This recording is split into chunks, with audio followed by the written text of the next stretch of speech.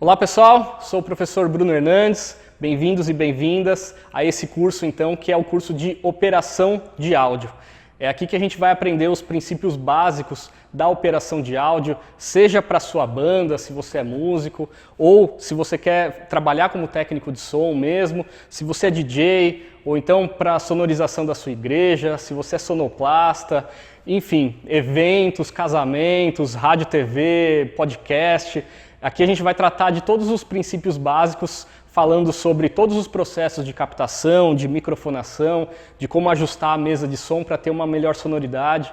Enfim, a gente vai trabalhar com tudo isso, serão 8 aulas que eu vou dar alguns ajustes e algumas dicas para você conseguir tirar a melhor sonoridade.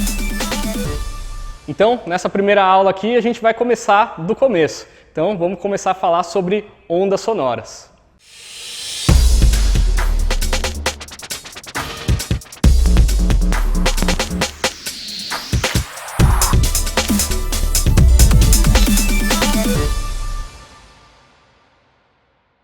Então, o primeiro aspecto para a gente começar a falar é onda sonora. A gente tem que entender que a onda sonora é uma onda mecânica. Então, a gente precisa do ar para a onda sonora acontecer e para o som acontecer.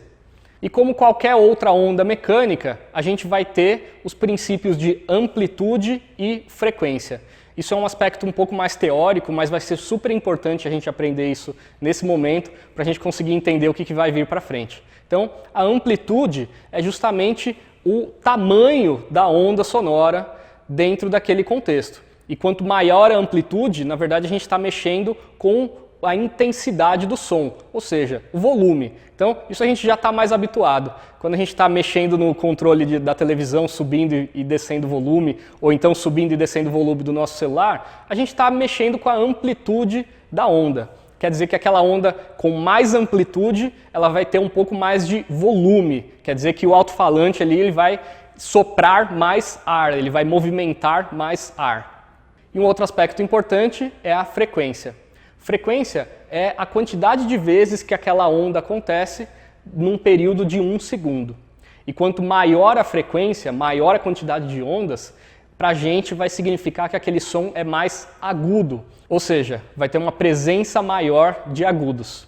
E em contrapartida, se a onda for mais lenta, se a frequência da onda for mais lenta, quer dizer que ela vai ter mais graves, aquela onda é com uma presença mais grave.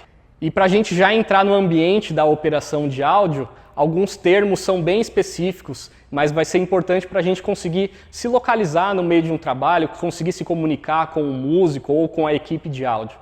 E a amplitude, a gente vai usar o termo decibel para medir. Não vou entrar em muitos aspectos técnicos, é um cálculo logaritmo que eu não vou entrar agora, mas o decibel, a gente vai sempre, quando a gente está falando de decibel, a gente está falando de amplitude sonora, ou seja, de volume mesmo. E a abreviação de decibel, a gente costuma usar dB.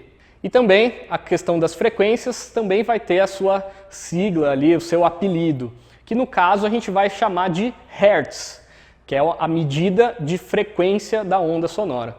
E a abreviação é Hz. Então, dB, decibel, que é a amplitude, que é o volume, e Hz, Hertz, é a frequência, que quer dizer se a onda vai ser mais aguda ou se vai ser mais grave.